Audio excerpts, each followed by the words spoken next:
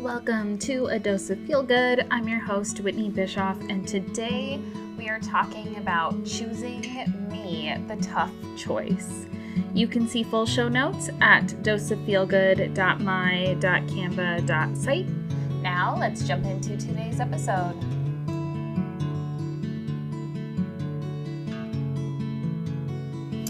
Welcome back to another episode of Dose of Feel Good. And our topic today is titled Choosing Me, the Tough Choice.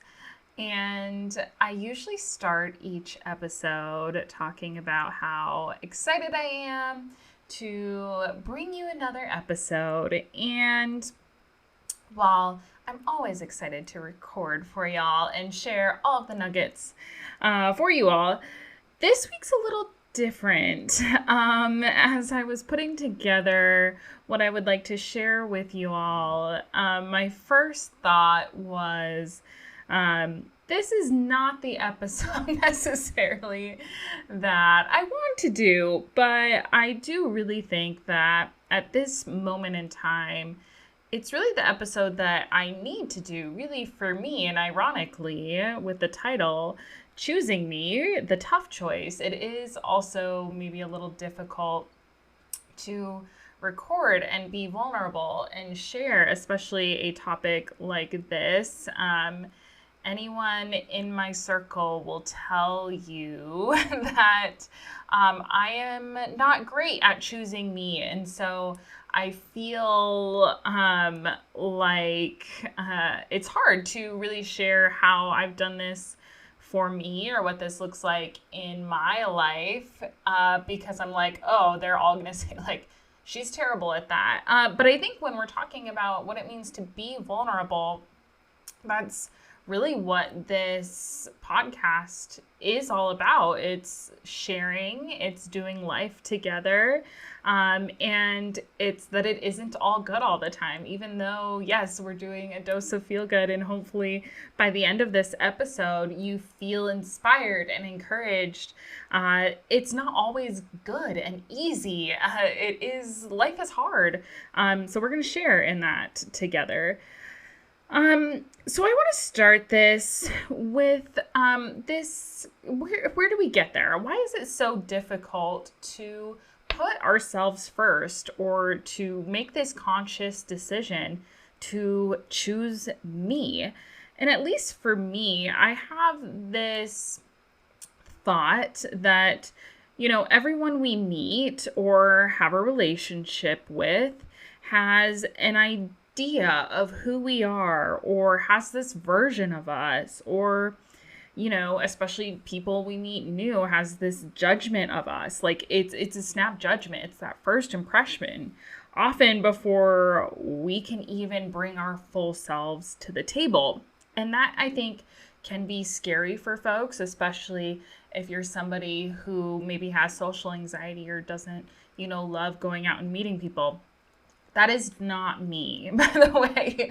I love talking with people. I will talk to anyone up under the sun. It's my favorite thing to do. So that is not the issue that I necessarily have. But I think there's, this fear of what are they going to think of me, or at least for me, there's this version of myself that I feel like they already have before I can even bring myself to the table. And it's like, I don't even know necessarily who I am. So like, how are they perceiving me when maybe I don't even know who I am at this point. And so I think this is especially true when we get in moments where we're lost in life, right? But when we're in those moments, we tend to go back to our default settings, even if it's not what feels right or what feels real or healed. And so if it's easier for us to go back to a space where, at least for me, to no surprise for y'all, it's to put on this face like I have it all together, or plaster on a smile, or anything like that. The vulnerable side completely goes away. Um, that's the harder part for me. So I go back to my default setting, even if that's not what is the most real part of me. And I think when we're in those lost moments and trying to figure out what it is that we want, right? So because we're in that default setting, we don't even give ourselves the space to even figure out, what is it that I even want? What does it even look like to choose me? Like, I don't even know what that looks like at this point. And so I think when we're in that space of just rediscovering who I am, not like what I've always been told to be. I was talking with someone recently that, like, at such a young age, like, we're told this is who you are, and we're molded into this like version. And so while we're trying, I am very much somebody, like, I want to be authentic, I want to be real, but I'm like, who is that version? Like, have I just been told that this is who you are and who you're meant to be because that's what I was told my entire life, my entire existence? And so when we're in this rediscovering phase, it can almost look like, I think, to the outside eye, like you've been fake this whole time, or that the prior version of you is wrong, or XYZ. And then you get hard on yourself too. And I think, especially for myself, because I truly value authenticity.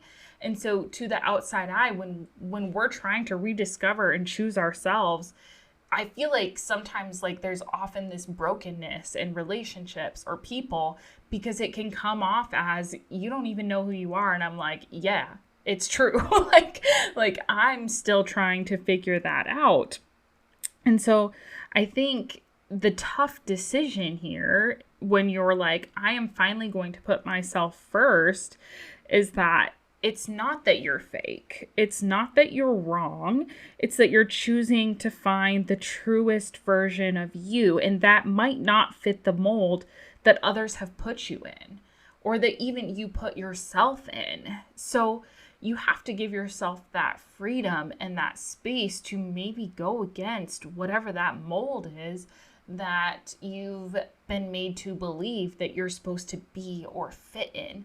Because it might be completely different. It might be what you have believed to be, but you have to choose yourself first and really discover what that is and what that looks like. And when you start to arrive there, you'll start to notice that, like, you feel free to be a little bit weird. I feel like I'm just weird all of the time. But the full extent of the weird, right? You just do what feels right and natural in spaces, and you do not care how others perceive that. You don't care about the judgment that is being cast to you. And obviously, in a respectful way, right? Like, I'm not going to do something that hurts other people or bring other people into the mess, or, that type of thing. Like, I'm going to do it in a respectful way. But also at the same time, like, I'm just free to be me in my most authentic way. And when we do that, the right circle of people will follow us and will stick with us. And the people who don't, or the people who maybe make us feel shame or doubt that process, those aren't the people that I want along that journey. Ultimately, I want the people who are going to encourage what it means to truly choose me and live my best life. And that's difficult. That's not easy, but it's difficult, first of all, to even be vulnerable and make that decision. And so having the people who encourage you along the way and who are helping you rise to be the best version, whatever version that ends up being, that's a circle that we want surrounding ourselves with. And I think obviously I've told bits and pieces of where I'm at currently, but I'm also I feel like ironically at this place of like almost like a midlife crisis, and maybe that's what it means to like truly choose me finally in life, is just like what do I have to lose, honestly? Um to be like the most healed, authentic version, and often like the unapologetic version of me. I think I've been in this phase for like the past 3 years of my life, where, you know, you just don't care what other people think of you anymore. And you just live it out. And I'm still in this place, like I get back to my default mode and I know what that is for me, but I am trying really, really hard to not go back to those default places of, you know, having to have it all figured out and put together, because I don't at all. But really trying to live it out too. And I think that's a lot of even where this podcast comes from, that like it's scary to be vulnerable. It's scary to admit like I don't got it all figured out. I have very few things in life figured out. But it takes owning it and being real, and focusing on me first and just doing those things that genuinely light me up inside. Like one of my favorite things right now, it's midsummer. I have my pool outside. I'm like the only one in my neighborhood that's actually using my pool. And I will blast my music and I will sing and dance, and it's obnoxious. None of it's good, but like that's what I need to refuel my soul right now.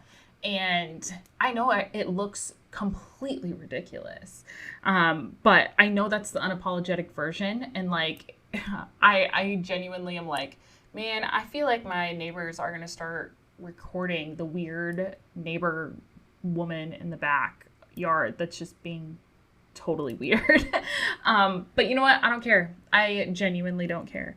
And I probably would not have said that a few years ago, but I think sometimes you hit rock bottom and you just get to a point where like you don't have the capacity to care what other people think of you anymore. And I think that's different, at least like for random people. Like at least for me, I'm like, I really don't care. I think it's taken a lot more intention for the people who like I am close to, I have relationships with, but I cannot, I have to break relationships with people who are not going to support that real authentic version, or maybe if I don't add up to the version that maybe they once believed of me, like I gotta let it go. And I think that's where I'm finally getting to, that is a lot more difficult of a decision. But I think the impact that this has, at least for me, is that it heals a version of me that, you know, I had to show up for, like I had it all figured out and put together. And I know I said that at the beginning, but it heals that version that like the reality is none of us have it figured out. None of us do. And I think of this almost like a metaphor, like, you know, for so long, I had to be this solid rock, right? That like almost like this pillar, which I think can be a really great thing. But like when you are this solid rock, you have to have it all figured out and put together. I think for me, that moment where I was rediscovering was almost like the rock, and I don't know how sand is made, but bear with me here. But like the rock was shattered to the point where it's now morphed into sand. So it's the same rock, the exact same rock. But now it's in the form of sand. So it's a different version. It's just more soft and pliable. And I prefer to be sand than to be a solid rock at this point. So it's the exact same, but like I can now be more vulnerable and be in spaces where I don't have to just show up like I have it all together. I also think the impact of this is that there are certain pieces of my life that I just won't bend on anymore. So when I choose me, I've really set some boundaries where like I'm just not going to bend because I don't need to. Right? These are things that now, like, these are my non-negotiables, and either you're on board or you're not. But this is where I stand on this. And I don't think I previously would have been in that headspace if I wouldn't have chosen me first. And I won't lie, like, this has been, I would say, probably almost a 3-year journey at this point, and I'm still figuring it out. But I think the first step is like admitting that it is a work in progress, and that I genuinely only want people a part of this journey that accept the mess and that and nothing less than that, right? That like it's not that we're faking faking who we are, that the authentic version is that we don't really even know. Like it's a day-by-day process. And that's the realness of it. I think I have been surrounded by people who didn't get that, right? They were like, oh, you're showing up as this piece and this is the version I thought of you. And I'm like, that's the version I thought of myself at one point too. And surprise, I didn't know that wasn't me either. But here we are. So I think just knowing I'm still figuring it out, and I really only want people in my corner that are a part of that process. And the older version of me realizes that you don't need everyone, and the people who aren't willing to be a part of that process and know that what it means to really choose you first, they don't need to be a part of it, because it is a really hard choice to like refigure out what are we doing in life. What does this version look like to be believed when it's different than everything I've been told or believed to be? What does it look like to actually fulfill myself? And I think that's a really hard process, but we'll get there.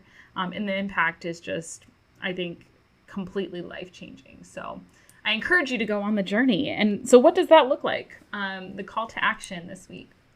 So first, you really have to make that conscious choice. You don't necessarily have to get to rock bottom. I was genuinely at the end of my rope, and I was like, either I change or I'm going to be unhappy, and I don't want to be unhappy. So I made that conscious choice that like, what is it going to look like to choose me? But you can just make that choice today. Like, I'm going to rediscover what it looks like to choose me in this space. So you have to make that choice to do that. I think the second piece is really starting to identify what is it that you want? What is it that makes you happy? Is it different than what you've been told? Do a lot of that discovery work, and it's not going to happen overnight at all, but try new things. Talk to different people, have some really deep conversations. Does it light you up inside? Does it not? I think that's been a lot of my journey of figuring out what is it that I want, is and who I am, XYZ, all those things. I think the next piece, and this is one of the most difficult ones, is really set boundaries. Like, what are your non-negotiables, and stick to them. Again, you're going to go back to default mode. I do it often. And this is one of the things that I'm really starting to hold myself more accountable to. But knowing that, like, I want the people who are going to support this version of me that chooses and puts me first, because I haven't been able to do that for a good portion of my life. So knowing what that looks like and really establishing those early and revisiting them often and having people in my corner that support those boundaries. And then the last piece, be weird. Do the things that really make you excited, and do not care what the judgment is that's going to bring around you, because at least from my experience, it really encourages the people around you to also start to put themselves first. And it sounds selfish, but when we all do that, we're all a little bit happier. We're all feeling a little bit better. And we all put then more positive energy into the universe. And I think at the end of the day, when we're all doing that, we all live in a better place as well. And who wouldn't want to be in a space like that? So there's your dose of feel good for the day. And this ended up being a little bit longer episode. So thank you for sticking with me and going on the journey. Again, this one, again, was a little bit more difficult, more vulnerable of where I'm currently at. So I really do appreciate you letting me share my journey, letting me be vulnerable, and for trusting me and letting me trust y'all as well. So anyways, I appreciate y'all as the feel good fam of the universe. So I will quit talking for the week. But I hope y'all have a wonderful week, and join us again next week. Thank you so much for listening, and I hope you are feeling ready to conquer the week and let your impact ripple out to the world around you. Let's connect on Instagram and Threads at Dose of Feel Good Podcast. If you're loving the podcast, I'd love it if you'd hit that subscribe button and leave a review. Until next time, share your own dose of feel good and never underestimate the power of positivity.